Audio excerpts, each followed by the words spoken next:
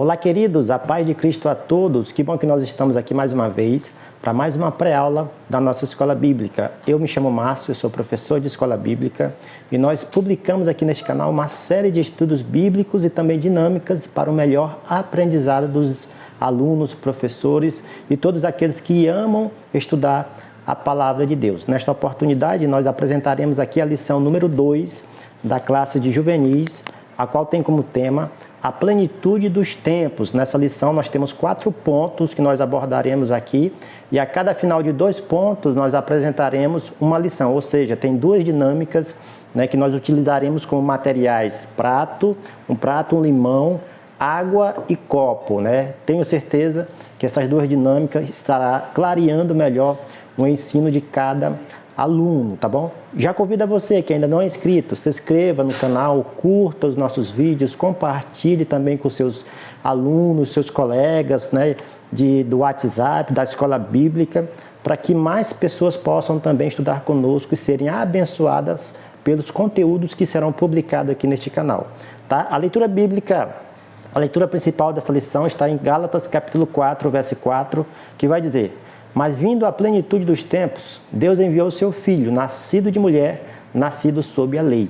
Então nós já entendemos aqui, neste primeiro momento, que a plenitude dos tempos é o momento em que Deus faz com que o seu Filho amado venha à Terra. Ou seja, o próprio Jesus, o próprio Deus se encarnou, com o corpo humano e veio a esta Terra. Ou seja, o nascimento de Cristo é caracterizado aqui como a plenitude, ou seja, o momento em que chega o tempo de Deus. Nós entenderemos aqui um pouco a respeito do Cronos, que é o tempo do homem, e Kairos, que é o tempo de Deus. Inclusive, a segunda dinâmica vai tratar um pouco a respeito disso.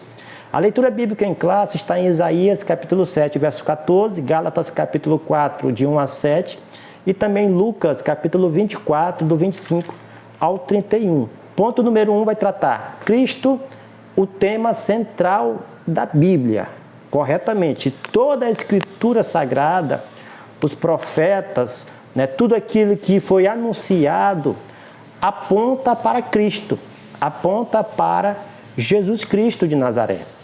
De Gênesis e Apocalipse, a Bíblia aponta para Jesus com profecias já cumpridas acerca dele. O seu nascimento miraculoso, o local da sua vinda, a sua morte e ressurreição.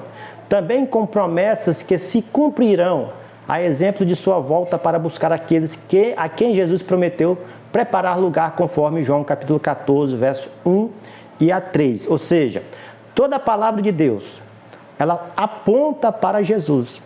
De Gênesis a Apocalipse, os profetas anunciaram que viria o Messias, que viria o Salvador.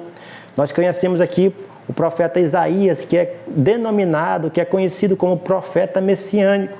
E esse profeta foi a quem mais anunciou as coisas do Cristo que viria, as coisas de Jesus, dos filhos de Deus que viria a esta terra, o seu nascimento, aonde ele nasceria, como ele nasceria, quem era a pessoa, as características da pessoa que Cristo viria nascer, da mulher que Cristo iria nascer, entre outras coisas. E sobre este ponto aqui eu quero apresentar para os irmãos uma dinâmica bem interessante que vai tratar sobre a Bíblia e Jesus Cristo como centro de toda a Bíblia. Os 4 evangelhos falam podemos dizer assim, da história de Jesus Cristo.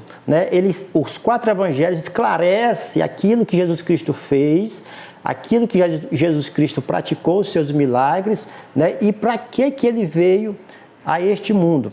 Para este ponto aqui nós temos a dinâmica número 1, que nós iremos apresentar mais daqui a pouco. Nós iremos ler o segundo ponto agora, e explicar um pouco a respeito do segundo ponto. No final desse segundo ponto, nós iremos apresentar essa dinâmica, tá bom? Profecias sobre o Messias é o segundo ponto dessa lição, que diz o seguinte: o momento da vinda do Messias, aguardado pelos judeus,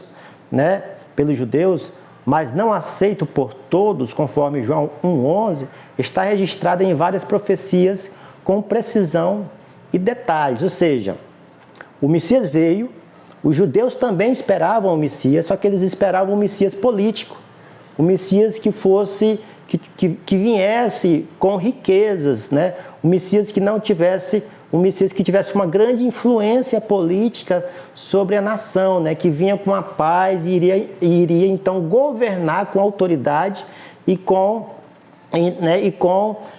toda a autoridade que de acordo com as Sagradas Escrituras. Porém, Jesus Cristo não veio assim. Jesus Cristo veio como servo sofredor, né? Ele veio como uma pessoa humilde, né? Porém cheio da graça e da autoridade e do poder de Deus. Ele veio para os seus, que são os judeus. Jesus era judeu, veio para os seus, mas os seus não receberam. Eles não receberam Jesus, conforme João capítulo 1, verso 11. Porém, as profecias, várias profecias apontavam para Jesus Cristo, apontavam para o Messias. Como, por exemplo, segundo subtópico desse segundo ponto, ele nasceria de uma virgem, ou seja, a virgem, né?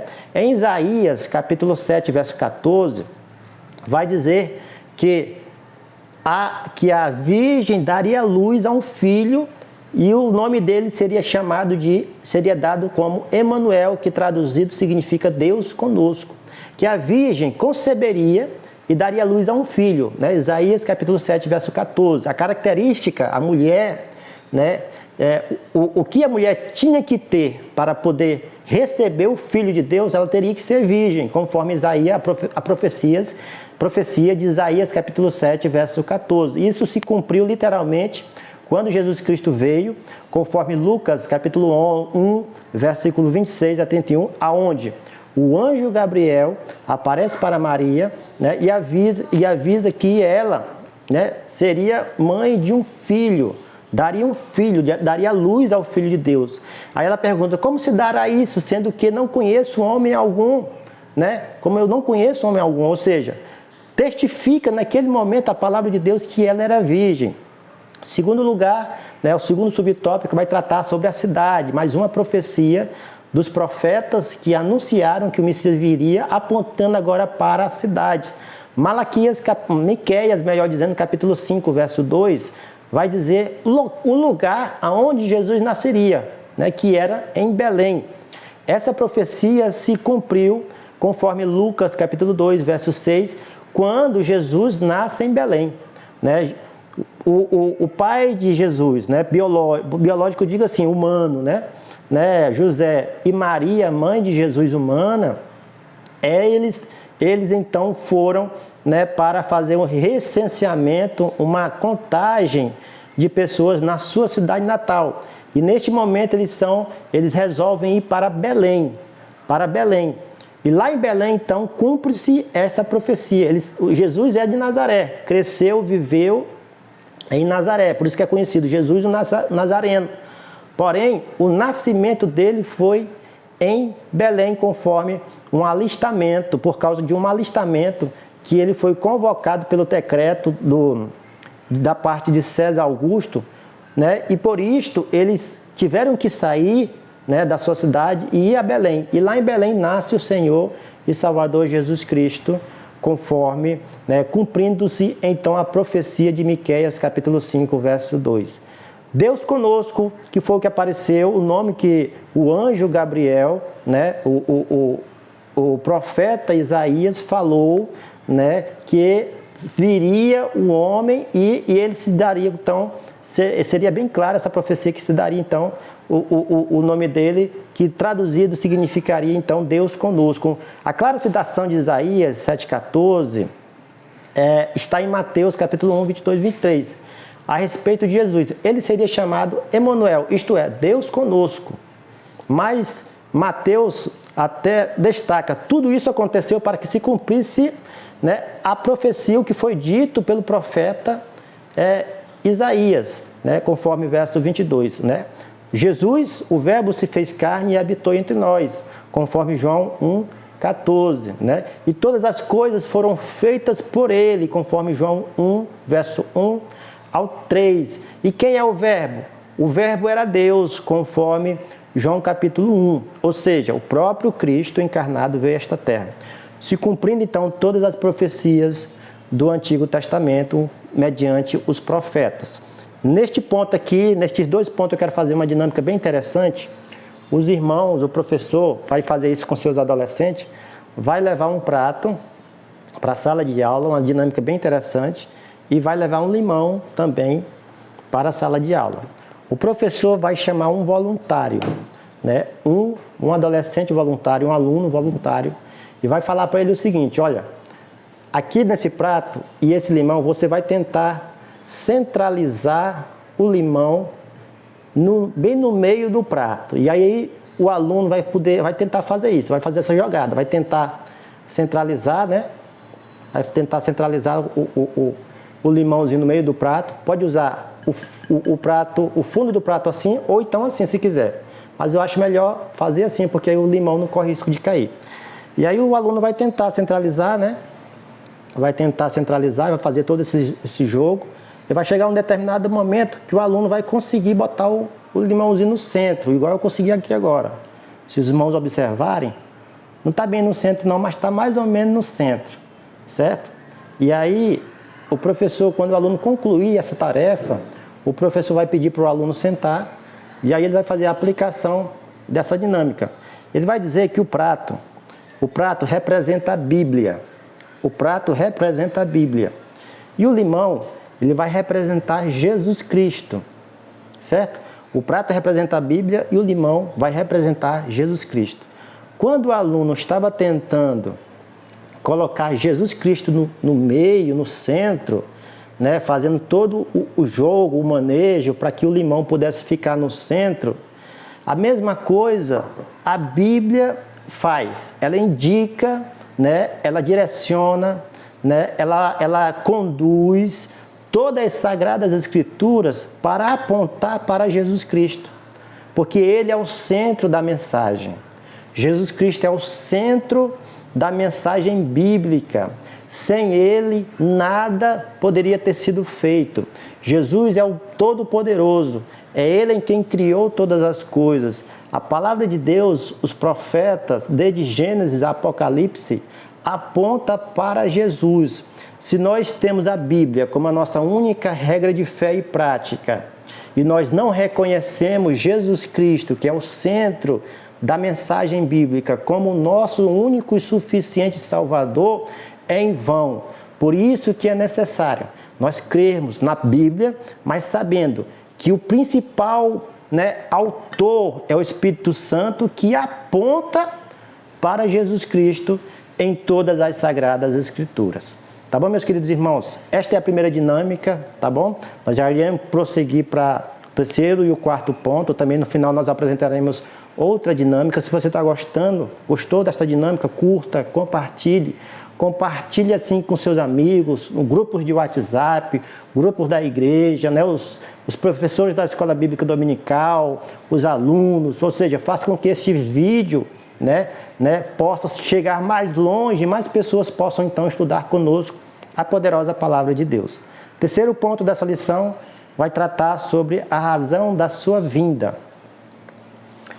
A principal razão da vinda de Jesus foi salvar a humanidade de seus pecados, embora Ele também tenha curado muitos enfermos, feito diversos milagres, conforme Mateus 5, 23 e 24. Jesus veio para salvar o mundo dos seus pecados, salvar os pecadores, redimir os pecadores. Agora, todos aqueles que aceitam a Cristo, que crê em Jesus como Filho de Deus, eles se tornam filhos de Deus, conforme João capítulo 1, a partir do versículo 23. Né? Jesus nos dá o poder de sermos filhos de Deus. E como filhos de Deus, nós temos direito também agora na herança de Deus, nossa morada eterna ao lado de Jesus Cristo. Esta é a primeira razão dele ter vindo a este mundo, para salvar o mundo dos seus pecados, para salvar as pessoas do seu pecado. E a segunda razão foi para curar os enfermos, né? Não somente a parte física, mas também a cura de alma, deixar a alma totalmente, né, restaurada, né? Voltar novamente à comunicação, reconciliar a nossa alma com Deus através também do seu grande poder. Porque o Filho do Homem veio buscar e salvar o que se havia perdido. Isso mesmo ele falou em Lucas capítulo 19, verso 9 ao 10. Para aquela mulher pecadora que ungiu seus pés, Jesus disse: os teus pecados são perdoados. Lucas capítulo 7, verso 48.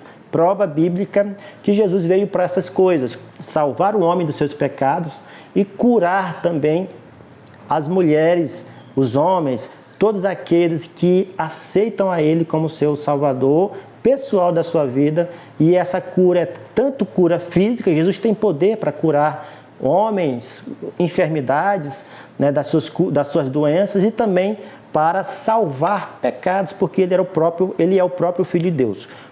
Quarto ponto, a plenitude de Deus.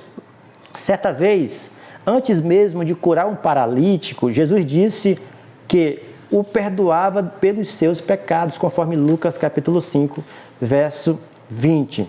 Na ocasião, houve questionamento da parte dos escribas e fariseus que só Deus podia perdoar pecados. Jesus então operou muito mais além, mostrou que a obra é completa e zelou por aquele homem também, e também em sua angústia presente, em sua necessidade mais básica, ou seja, aquele homem estava enfermo, Jesus curou aquele homem, mas enxergou também muito mais do que isso, que ele deveria também ser perdoado dos seus pecados, porque sem, né, a remissão de pecados, sem o perdão dos pecados, nós não veremos a Deus.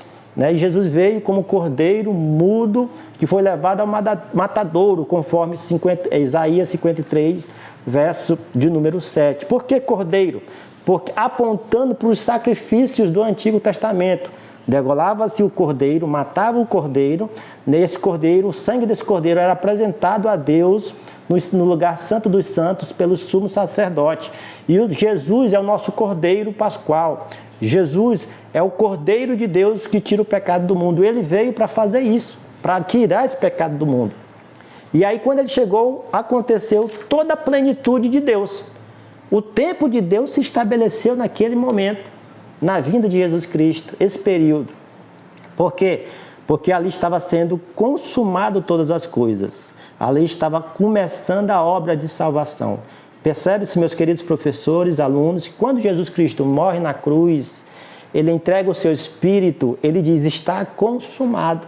E essa consumação se deu de maneira completa. A plenitude de Deus, o tempo de Deus, o Kairos de Deus chega em toda a sociedade, chega aqui neste mundo para se cumprir a vontade de Deus para as nossas vidas. Neste ponto aqui, eu quero apresentar para os irmãos a segunda dinâmica.